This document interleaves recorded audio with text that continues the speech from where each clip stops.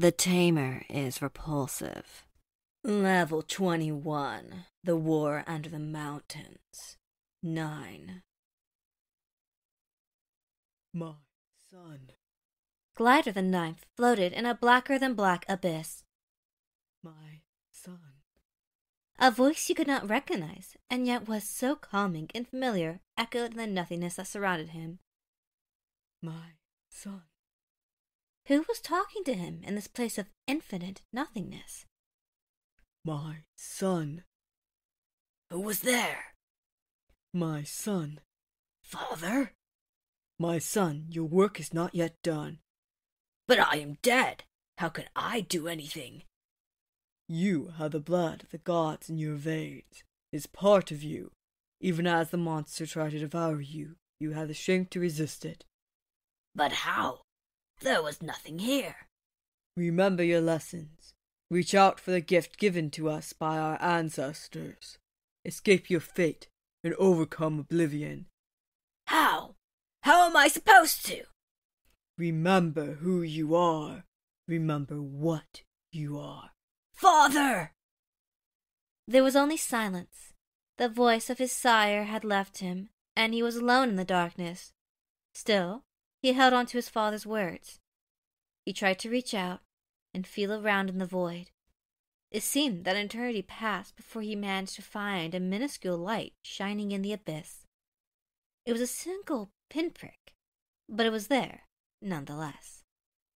He reached out toward the light and felt himself pulled towards it, into it. His formless body flowed through the pinprick of light, and then he saw only darkness. He felt pain enough to open his eyes and bolt upright. Looking around at the other members of his kind, he soon realized what the pain was from. He took his first breath since his resurrection and looked down at his naked form. He felt weak, weaker than he had been before facing those monsters. No, in reality, he had not faced them. They crushed him utterly and without the slightest care. He had been less than a gnat to them, and they treated him as such. Oi! Oi! Oi! What are you doing appearing naked as the day you were born in our hall? You'd better explain this, you fool! The faces at the table he appeared on were familiar and annoying. These were the other kings, the ones he had died trying to protect. They seemed not to know of what was coming, and if they did not take it seriously. I died and was reborn. The blood of the gods in my veins saved me. The Rattan overran my kingdom, led by their 5 twisted masters. The other kings laughed. Seriously? You expect us to believe a bunch of rats with pointy sticks overran your kingdom? If you want to make a joke, at least make it funny. Just admit it, you tried a new teleporter. They were fools, the lot of them. But no matter. He had told them of his and his kingdom's fate. And now that he had done so, he was going to. A dwarf barged in at a breakneck pace, almost tipping over himself as he ran in to deliver a scroll to one of the kings. What is it now? What do you want? Grabbing the scroll from the hands of the messenger, he popped off its seal and read it in silence. Glider the Ninth stared at the face of the king in question. His countenance slowly shifted from one of annoyance to one of denial, then anger, and finally a mix of sorrow and shock. He let the scroll fall from his shaking hands as he looked at the naked king who foamily rolled the last wall that stood between them and oblivion. We are doomed. He spoke the truth. The other king stirred. What do you mean, Stonehammer? You could not possibly be. My kingdom is gone! King Bronchi Stonehammer wailed. My family, my line, my treasures, everything is gone. Lost to the monsters that rampage through my home like the savages they are. Oh, my pool of Svetlana. Oh, Thornton, you were so young. You barely had a beard, and now... King Stonehammer collapsed as he lost himself in sorrow and anguish. If you had only sent your wars to fight back the rat men, you would have not lost so much. We barely had the time to try and hold them back, our numbers and technology. If you had all set your men to fight, we could have bought enough time for an exodus. You may have lost your kingdoms, but you would still yet live. Glider tried to comfort the despairing king in the most dwarven way possible. This did nothing to ease his pain, but it made the other kings realize the gravity of the situation. His only courtesy was that he did not tell them about the true, mind-shattering, disgusting visages of the 5 rulers of the ancient enemy. He knew that they had problems of their own, such as trying to re-establish contact with the dwarven kingdoms on the other sides of the great abysmal ravine that separated the 2 culminations of the kingdoms from each other. He had heard rumors that something may have happened to the Children of Stone that were across the crevice, but right now, there were bigger issues than contacting their brethren in any kingly coalition. I, too, have lost everything in the tide of the vermin that took my kingdom. Your last shield against the rats. But so long as the dwarven race exists, we can grow stronger and more numerous. We can gather allies and war materials. With our survival, the chance to take back the world beneath the mountains is, while small, not zero. I saw how powerful the 5 monsters that lead the rats were. They were at the very least 500 levels above me, possibly even more than Morgrim No-Beard, the traitor who fled in my kingdom's time of need. Morgrim fled? But he was a hero god. How could he simply flee before an enemy? He was never a true hero, just someone who felt a small tinge of guilt that he did not follow the others to their death. He said that he simply did not want to die, and rather than face beings that were above his level, he ran after realizing his foe was stronger than him. He was a coward from beginning to end, not worthy of being called either a hero or a god. The revelation that Glider dropped on them was also too much for them to take in. Glider stood up and ripped a banner from the ceiling and draped himself with it before walking to the door. Where are you going? What do you intend to do? Glider the Ninth, the last king of his damned nation, looked back and, in a voice filled with determination and righteous fury, he told them of his intent. Going to get armors and weapons. After that, I'm going to the front lines to buy some time for you to decide on a plan. We either face extinction or we escape to the surface, but I am not going to run while my kind are in danger. So you can deny the truth like you did with my destroyed kingdom, or you can face the facts. With a huff, the former king, Glider Ironheart the Ninth, walked out of the room, leaving the stunned and scared, and in one person's case, despair-filled, kings to try and formulate a plan of some kind. Even as those fools deliberated, the Rattan menace would continue its crusade of carnage and torture, and Glider refused to simply sit back and wait for oblivion to claim him again.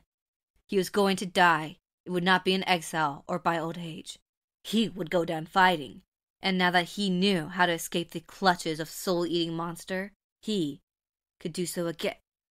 A pain filled his heart, and he fell to the ground. He heard something, a mocking laughter in the twisted and guttural mockery of the voices of the races.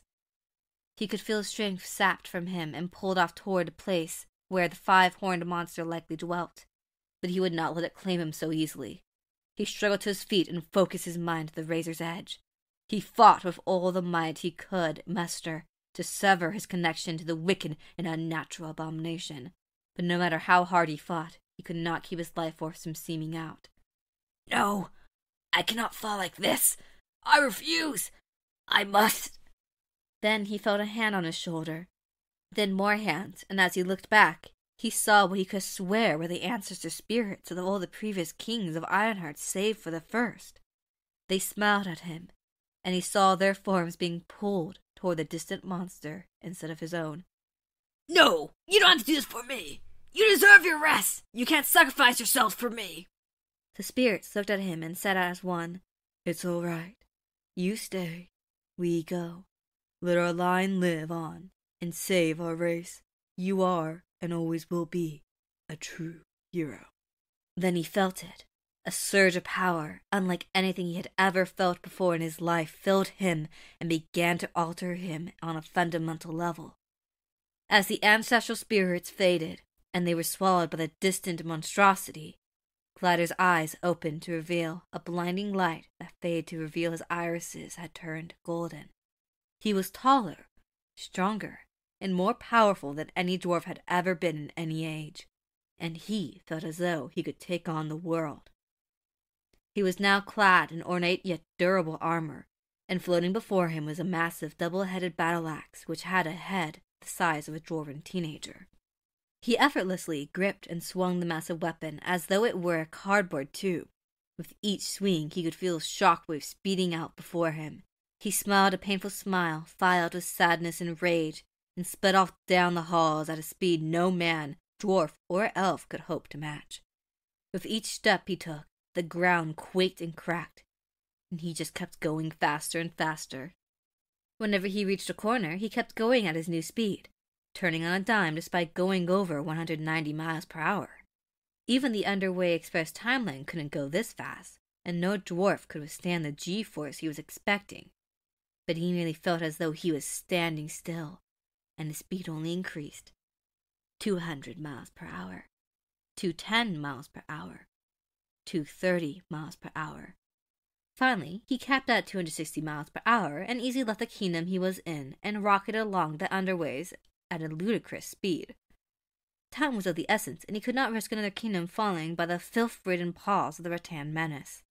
He finally reached the outskirts of one of the kingdoms he had sworn to protect since childhood and crashed into the oblivious horde of vicious rat men that surrounded it. He tore through all in his path like a bloody and rage-fueled dervish, and with each swing of his mighty weapon, hundreds of rats lost their lives. By the end of the 4th hour since his arrival, the entire Rattan siege force had been wiped down to the last slave. Glider the Ninth looked out toward the darkness and began to run once again.